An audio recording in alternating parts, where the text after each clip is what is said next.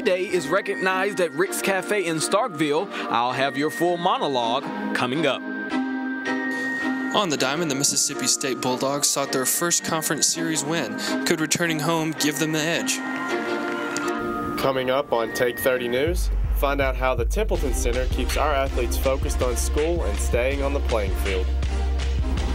Find out why tents were being brought onto campus and why the spectators sat around to watch as many flags came onto the drill field. We can keep you up to beat right here on Take 30 News.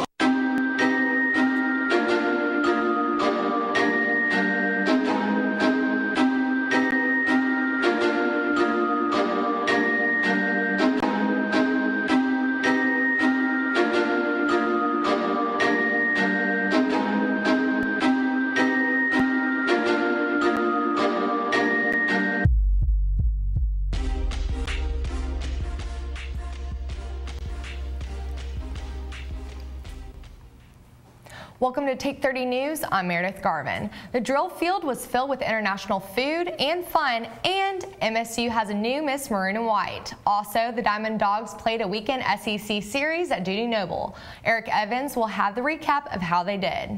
And I'm Nathan Dixon. In national news, tensions are growing around a possible attack from North Korea.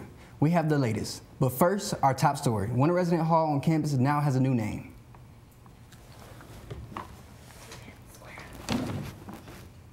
South Hall recently had a formal name change. Take 30's Kate Moser has more about the dedication.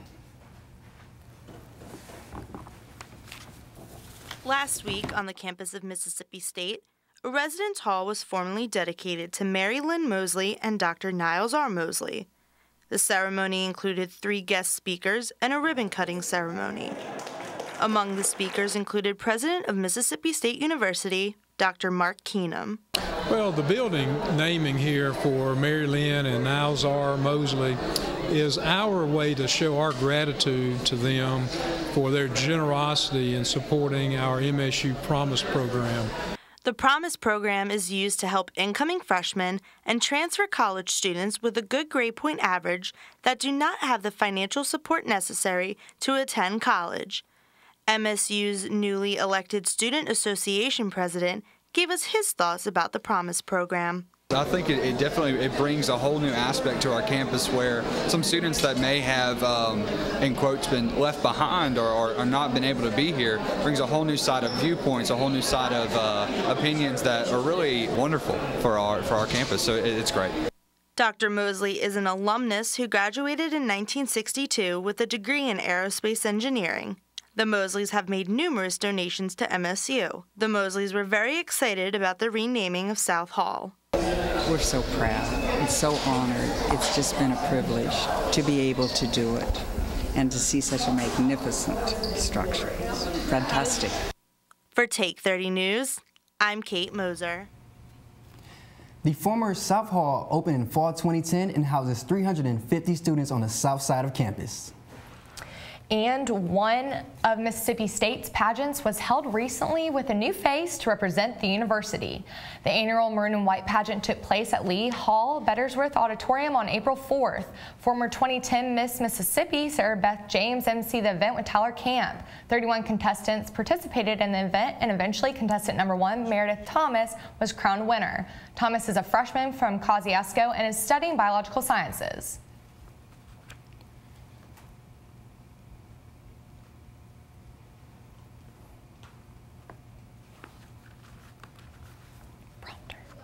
The top 20 are determined by their pre-interviews, and the top 10 contestants are determined by their biography and their walk on stage. The top 5 beauties are then narrowed down by one onstage question. MSU's improv committee, Troop Lab Rats, and Miss Mississippi State's Jasmine Murray provided the entertainment.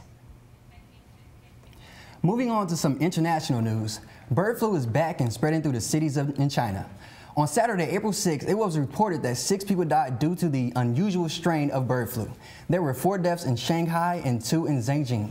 To help people deal with the spread of the virus, authorities killed more than 20,000 birds from a live poultry trading zone in Shanghai. According to the World Health Organization, 16 people have been diagnosed with the human strain of the H7N9 virus. Researchers in the United States have already started on the development of the vaccine for this strain. When Take 30 News returns, we'll have the latest on the threats made by North Korean government. Stay tuned.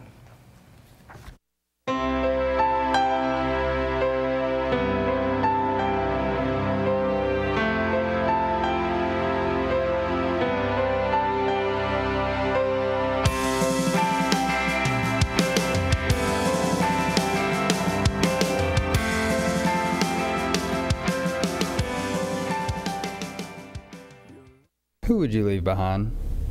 If you're struggling with suicidal thoughts, call the National Suicide Hotline.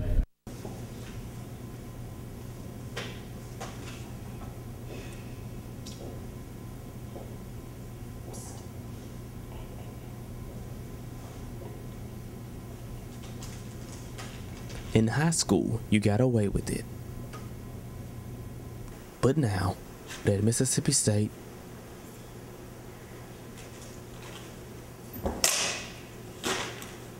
do the right thing. Obey the honor code. The rainforest is home to nearly 2/3 of animal species, and almost half the medicines that we use come from rainforests. But by 2060, nearly all of our rainforests will be gone. So how do we stop it? One way is to recycle. At home, at work, at school. Recycle paper, cans, bottles, and more. Also, save energy by using cold water in the washing machine. Keep your car tuned up and carpool or use public transportation. And finally, spread the word to everyone you know about ways you can save our rainforests.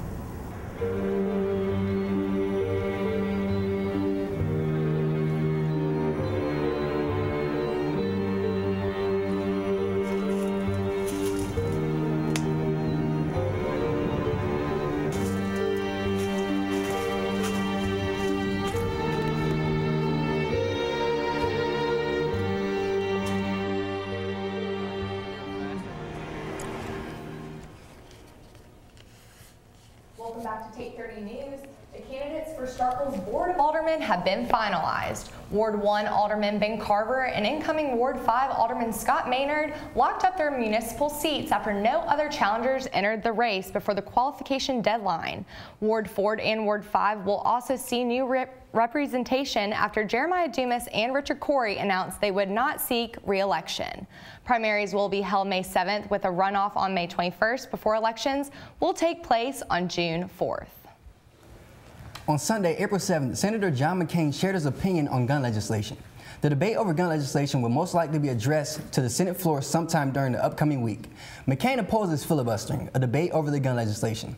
There have been several Republican senators that have expressed their concerns, stating that they would oppose a bill that, quote, would infringe on their ability to exercise this right without being subjected to government surveillance. McCain's view on the situation is for the Senate to debate, vote, and then let the public know where they stand. On Saturday, April 6th, Ann Smedinghoff, who served in Afghanistan as a U.S. diplomat, was killed in the southern Zabul province. A suicide bomber attacked their convoy while it was attempting to deliver books to an Afghan school. Smedinghoff is believed to be the first U.S. diplomat killed since the September attack in Benghazi. There were 5 Americans killed on Saturday, including Smedinghoff, a civilian from the Defense Department, and 3 U.S. service members. According to a South Korean unification minister, North Korea is showing signs of following through with nuclear tests. The South Korean government believes North Korea could test a missile as early as April 10th, which they believe is a push for workers to leave the Kaesong industrial complex. Kaesong lies just within the North Korean border. Because personnel and supplies are running low in the shared manufacturing zone, over 10 companies have been forced to cease production. There are just over 500 people left in Kaesong, and 40 plan to evacuate later this week. When Take 30 News comes back, Andrea Patey tells us more about an intense obstacle course built for a weekend event in Starkville. Stay tuned.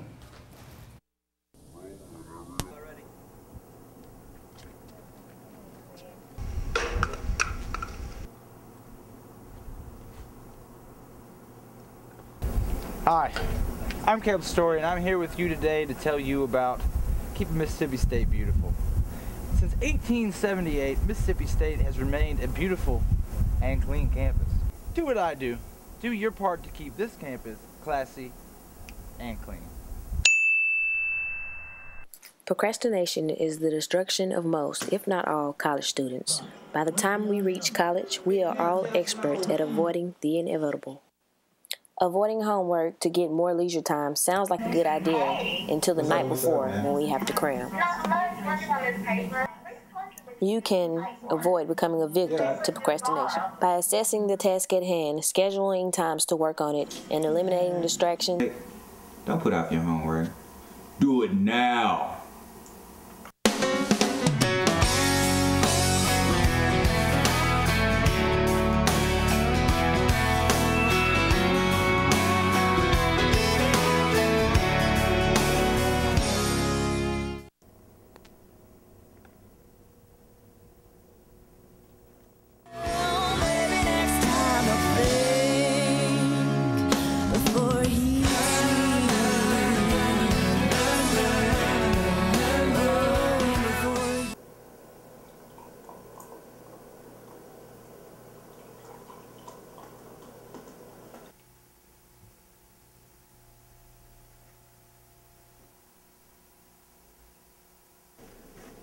Good, she's finally out.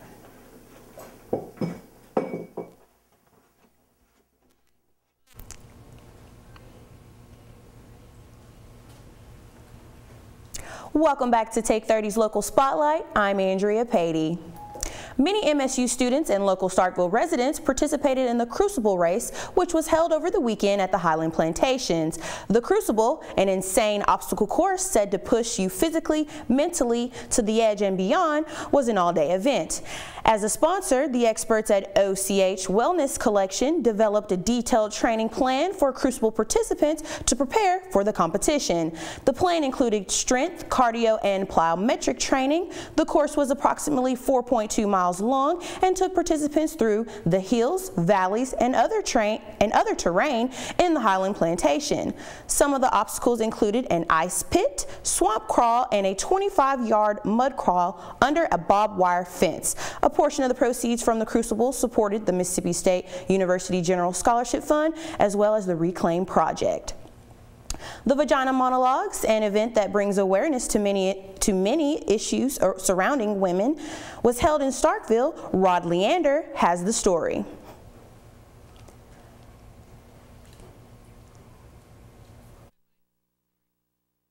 Being aware is one thing. Taking bigger steps toward becoming involved is an ongoing commitment. The Vagina Monologues, a part of V-Day in conjunction with Safe Haven and the Rape Crisis Center in Columbus, Mississippi, is an ongoing coordination effort for all women. It's monologues of different women who have told their stories. So you'll see some dramatic, you'll see some funny, you'll see some very serious, and some very angry about things that aren't being listened to. And this coordination, both from MSU and the community, goes farther than the Golden Triangle. This is just really raw, and it's not very pretty sometimes, but that's the reality. And I just hope that maybe by doing this, it can sort of be a ripple effect. And it takes a little bit of everyone in this production in their own way to spread the word. On evenings like these, monologues are given with their own mental potency and in their own way informing audiences with emotionally driven performances towards specific types of violence and information. But what's so special is the message. And these messages presented hopefully will touch all. The word vagina people are kind of scared of, and so this has kind of brought on a whole new take. It's just really opened a lot of people's eyes, I think, to issues that are out there that are affecting women still today. Which makes the Vagina Monologues both informing and empowering. For Take 30 News, I'm Rod Leander. The Vagina Monologues first premiered off Broadway in 1996 and was held here in Starkville at Rick's Cafe for the second year. There was a war on Mississippi State's campus. No, not with guns or knives, but with pizza. Mississippi State University's Holmes Cultural Diversity Center placed 5 pizza chains head-to-head for Mississippi State's faculty and students to taste. The pizza came from vendors from all over Starkville. All proceeds from the event are going towards the Bulldogs, going towards the building of the 2014 Maroon Edition house. One of the things that the Maroon Edition does is kind of promote literacy amongst reading. So, we have all freshman students, read a common book and engage in intellectual conversation. About 200 tickets were sold at $5 apiece, and the Holmes Cultural Diversity Center is still seeking to reach their goal of about $2,500 to go towards the house. When we return, Eric Evans will recap MSU football's first spring scrimmage. We'll be right back. Oh, yeah, I forgot about that paper. Yeah, for Teresa's class. Well, no, I'm not going to do it.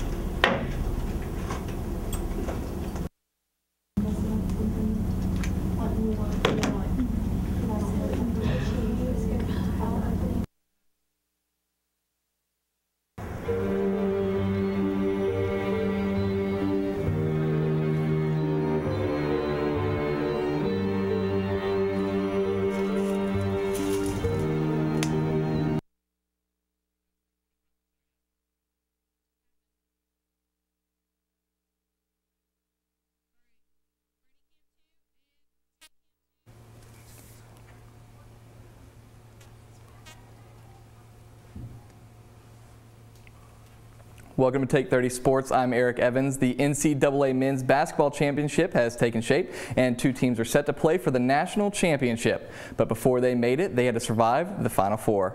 Louisville came from behind to beat Wichita State after a huge run in final minutes and won by a score of 72-68. Meanwhile, Michigan and Syracuse were in a battle of their own, but at the end, Michigan broke through the suffocating Syracuse defense to edge out a tough win that came down to the wire and resulted in a 61-56 win for the Wolverines.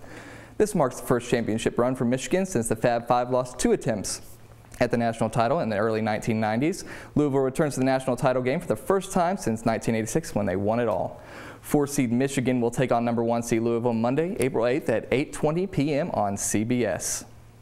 Spring is in full gear, and that means baseball is too. The Mississippi State Diamond Dogs faced a tough SEC foe in a 3-game series. Take 30's John Galatis has the story. The Mississippi State Bulldogs returned home after dropping back-to-back conference series at Kentucky and Arkansas. The Dogs earned their first conference series win of the year over Eastern Division foe Florida. MSU took the first 2 games by scores of 7-3 and 2-0 before dropping an 8-3 decision in the finale on Sunday. Senior Kendall Graveman anchored the pitching as he earned a complete game shutout in Saturday's win. The stuff wasn't as good. I wasn't throwing a changeup to a strike as much, but it still was. I mean, I was begging Coach Thompson to let me go out tonight, and he has enough faith in me to let me go out. And I really want to thank our coaching staff for giving me the opportunity to finish the ball game. It was Graveman's second consecutive complete game performance as he picked up his 4th win on the season in a 5-hit effort on Saturday. Just so proud of Kendall. Just, you know, leaders, real leaders aren't people who talk all the time, they're people who do, and Kendall has done. He has gone out there and his last 2 weekends, I don't remember 2 starts like that in a long time, really by anybody that has played for me. Although the Dogs dropped Sunday's game, the series win has put MSU back in the race for a division championship title. It's a big boost of confidence, especially, you know, I mean, it's always still early, but you get back to 500 like that, you know, then you start talking again about, you know, winning an SEC and, you know, getting back on things. State will return to the Diamond Tuesday against Ole Miss before traveling to Texas A&M next weekend. For Take 30 News, I'm John Galatis. The Diamond Dogs have posted a 90-52 record against Ole Miss in the past 30 years.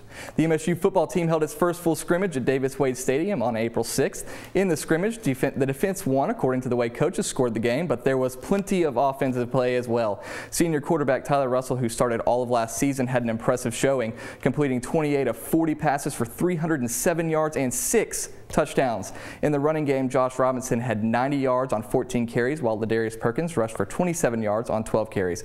But he also had a 40-yard touchdown reception. On the defensive side of the ball, linebackers Beniquez Brown and Chris Hughes combined for 15 tackles, 2 tackles for loss, and a blocked field goal. The team will hold its annual spring game at 1 p.m. on April 20th in coordination with Super Bulldog Weekend. All the student athletes on campus have a lot on their plates. Our own Josh Cook tells us how they balance sports and school. While the Templeton facility at Mississippi State may be relatively unknown to the general public, its purpose remains at the forefront of collegiate athletics. Our principal responsibility is to help student athletes balance athletics and academics so they can be successful at both while adhering to all the SEC and NCAA rules and policies protecting academics. Templeton allows MSU athletes a place to study, do homework, and have constant access to tutors.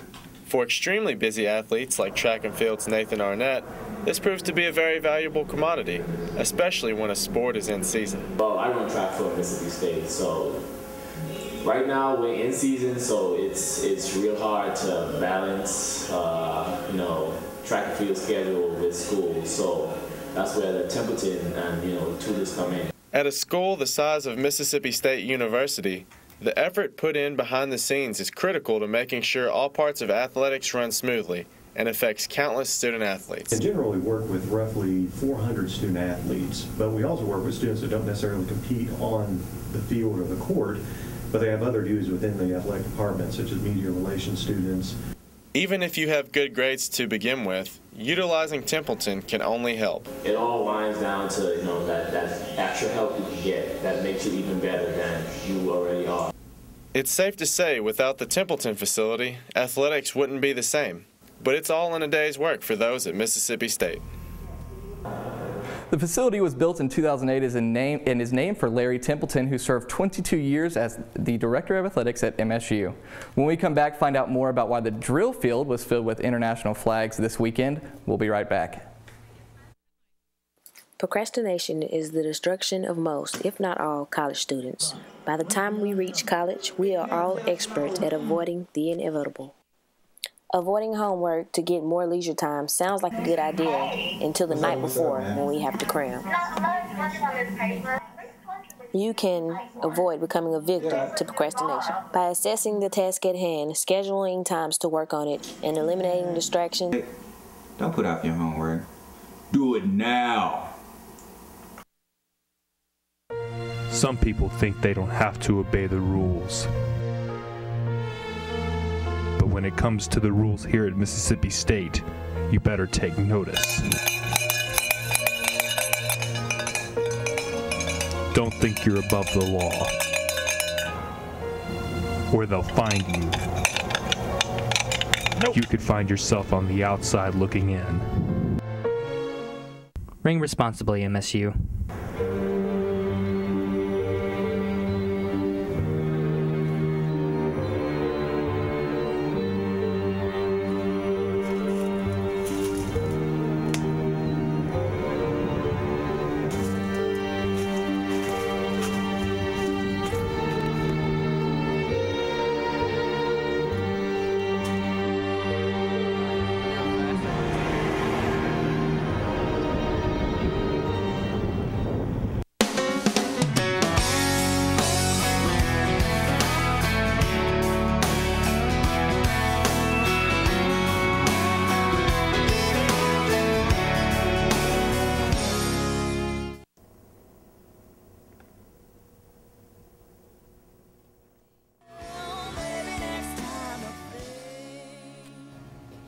He's in the shot.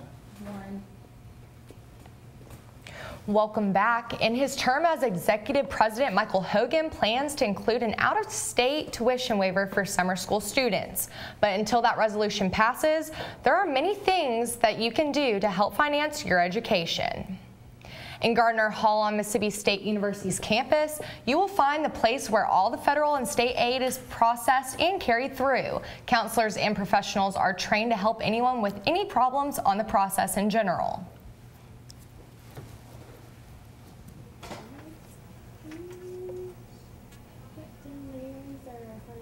Completing the financial aid is critical for any student trying to receive federal aid. You would first need to complete the 13-14 FAFSA for the upcoming year. Do that as soon as possible. Students can visit the office Monday through Friday, 8 a.m. until 5 p.m. to receive help. Blue and White Week 2013 is almost here, and the members of Phi Beta Sigma Fraternity and Zeta Phi Beta Sorority have a lot of events geared towards bringing the people of the community of Starkville out. Blue and White Week is an annual event that is thrown in the spring, which brings community service projects, entertainment, and informative programs. The members of Zeta Phi Beta and Phi Beta Sigma will be hosting a blood drive, an alcohol awareness booth, a highway cleanup, and will be capping off the week with a comedy show as well as a picnic at Westside Park. Mississippi State's international students brought their taste home to the drill field. MSU put on its 23rd annual International Fiesta. Our very own Edward Hibbler went out to get a whiff of what was cooking. Tents were pitched very early in the morning as vendors set up for an insightful day. After hard work, the 23rd Annual International Fiesta was underway.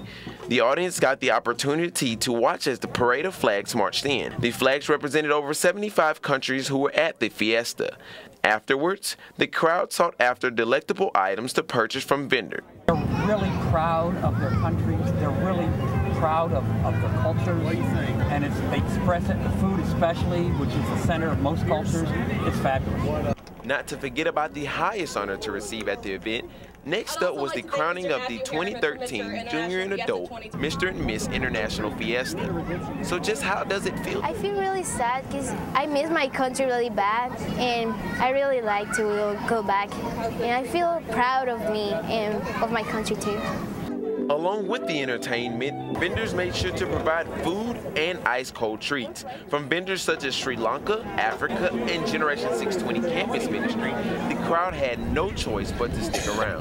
The event even attracted our very own Rod Leander to partake in this event.